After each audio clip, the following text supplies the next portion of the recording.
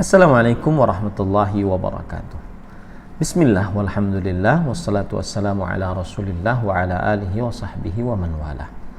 Ahibati hafidhakumullah, kaum muslimin yang saya cintai karena Allah, semoga Allah subhanahu wa ta'ala selalu menjaga kita. Hari ini Ahad 10 Safar 1442 Hijriyah. Kita masih di dalam silsilah video Petuah Kiai. Dan ini adalah petuah kiai yang ke-10, yaitu ibadah yang benar salah satu tujuan pendidikan anak dalam Islam. Mengajari ibadah yang benar salah satu tujuan pendidikan anak dalam Islam. Pada pertemuan petuah kiai yang ke-9 kita membicarakan tentang pondasi dasar pendidikan adalah akidah yang benar. Nah, sekarang kita membicarakan setelah berakidah yang benar, maka kita dituntut oleh Allah Subhanahu wa taala untuk beribadah. Dan ibadah tidak sembarang kita lakukan. Akan tetapi alla na'budallah illa bima syara'. Tidaklah kita beribadah kepada Allah kecuali dengan yang disyariatkan oleh Allah Subhanahu wa taala. Maka salah satu poin penting di dalam pendidikan anak dalam Islam adalah mendidikkan anak tata cara ibadah yang benar dan baik, yaitu dengan mencontoh satu-satunya yang patut dicontoh, yaitu siapa? Rasulullah sallallahu alaihi wasallam. Allah Subhanahu wa taala berfirman di dalam surat Ali Imran, "Qul in kuntum tuhibbunallah fattabi'uni yuhibbukumullah." Katakanlah wahai Muhammad sallallahu alaihi wasallam, jika kalian mencintai Allah, maka ikutilah aku. Satu-satunya manusia yang paling patut untuk dicontoh, disuri tauladani dalam ibadah adalah Rasulullah sallallahu alaihi wasallam. Coba perhatikan sekarang dalam perihal pendidikan ibadah yang baik dan benar setelah mendidikan akidah. Ini adalah kebiasaan para rasul, para nabi dan orang-orang saleh alaihi wassalatu wassalam. Lihat Nabi Ibrahim, kembali kepada Nabi Ibrahim ya. Nabi Ibrahim alaihissalam berdoa dalam surat Ibrahim ayat 37. Rabbana inni askantu min dzurriyyati biwadin ghairi dzi zar'in 'inda baitikal muharram rabbana liyuqimus shalah.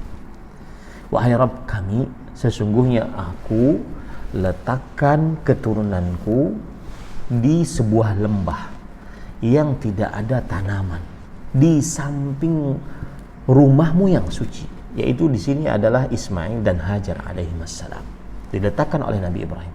Lalu Nabi Ibrahim alaihissalam berdoa, wahai Rabb kami, jadikanlah mereka orang-orang yang mendirikan sholat. Begitu juga Nabi Ibrahim mempunyai anak Ismail yang tadi diletakkan di samping Ka'bah. Dalam surat Maryam ayat 54-55, Ismail bin Ibrahim alaihissalam diceritakan oleh Allah, wadhkur fil kitabi Ismail innahu kana sadiqal wa'di wa kana rasulan nabiyya wa kana ya'muru ahlahu bis salati waz zakati wa kana 'inda rabbih mardhiya. Dan ingatlah, disebutkan di dalam Alkitab tentang Nabi Ismail, sesungguhnya beliau adalah seorang yang menepati janji dan seorang rasul dan nabi, dan beliau senantiasa, bukan sekali dua kali, senantiasa memerintahkan kepada anak dan istrinya untuk sholat, untuk zakat, dan beliau orang yang diridhai di sisi Allah Subhanahu wa taala. Nabi Ibrahim alaihissalam berdoa agar anak-anaknya beribadah yang baik dan selalu beribadah yang baik kepada Allah Subhanahu wa taala. Lihat dalam surat Ibrahim ayat 35. Saya ingin tunjukkan bahwa Nabi Ibrahim kan tadi kita sebutkan Ibrahim ayat 35 berbicara tentang tauhid. Di ayat yang ke-40 Nabi Ibrahim berbicara tentang ibadah yang baik dan benar. Allah berfirman, Rabbi ja'alni muqimas salah wa min dzurriyyati rabbana wa taqabbal du'a. Wahai Rabb kami, jadikan aku dan keturunanku orang-orang yang mendirikan salat. Wahai Rabb kami, terimalah doa kami. Lihat surat Ibrahim ayat 35 berbicara tentang akidah. Ibrahim ayat 40 berbicara tentang salat.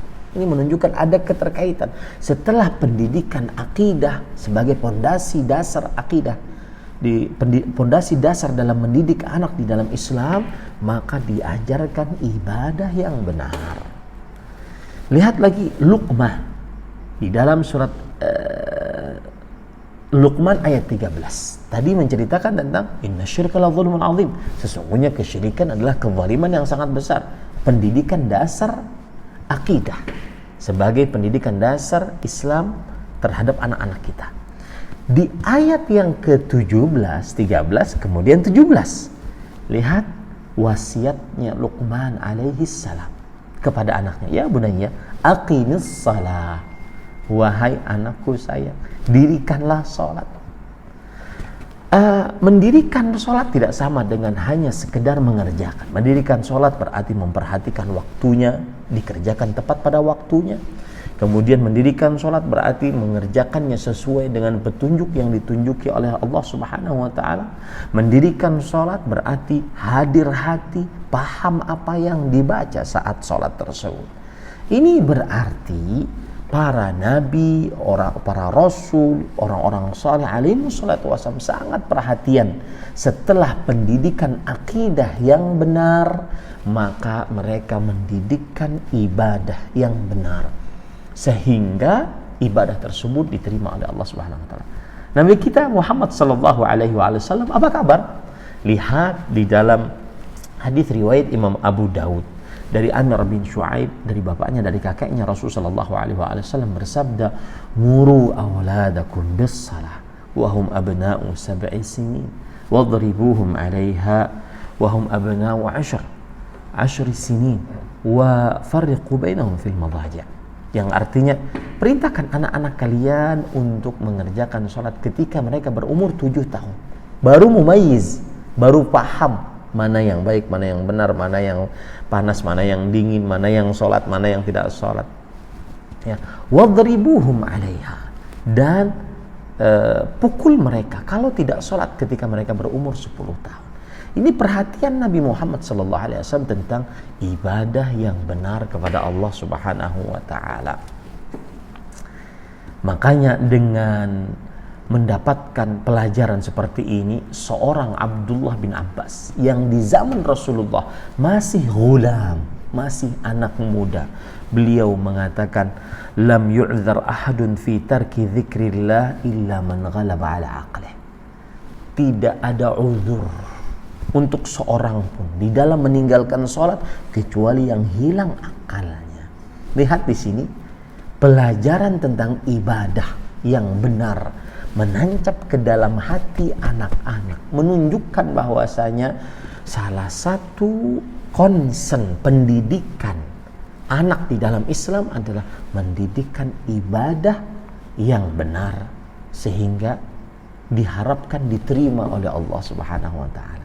Dan pesantrenlah salah satu lembaga pendidikan yang mengajarkan anak-anak secara detil bahkan tata cara ibadah yang benar berdasarkan dalil-dalil dari Al-Quran, hadis Rasul yang dipahami oleh para salafus saleh.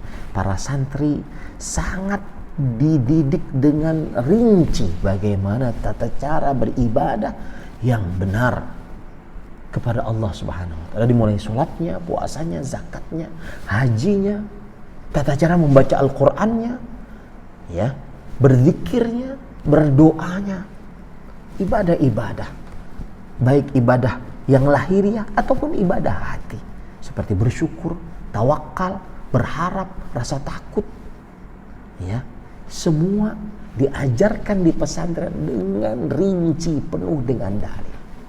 Apakah Anda para orang tua tidak ingin menyekolahkan anak Anda ke pesantren? agar anak Anda paham betul ibadah yang benar. Semoga ini bermanfaat. Sallallahu Nabi Muhammad walhamdulillahirabbil alamin. Wassalamualaikum warahmatullahi wabarakatuh.